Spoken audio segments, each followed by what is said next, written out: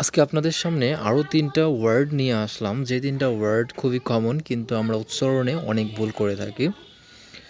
So সঠিক উচ্চারণের জন্য আপনারা এই ভিডিওটা দেখলে এরপর থেকে এই 3টা ওয়ার্ডে আপনার কোনো ভুল থাকবে না। ওয়ার্ড 3টা খুবই কমন। ওয়ার্ড 3টা হলো, আমরা যেটা বলি শিডিউল, টু অ্যান্ড ওয়েটিং। আসলে উচ্চারণটা আসলে এরকম হয় না। এখানেও শিডিউলের উচ্চারণ হয় স্কেজিউল। স্কেজিউল আমরা জানি ডিকে জ উচ্চারণ করা হয়, এই জন্য হচ্ছে স্কেজিউল।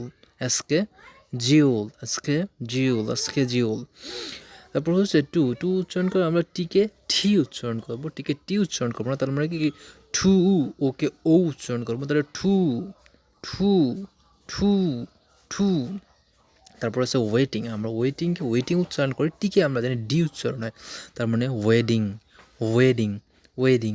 এরকম আরও শব্দ শিখতে আমাদের মাস্টার বাড়ি 007 পেজের সঙ্গে থাকুন। ধন্যবাদ সবাইকে।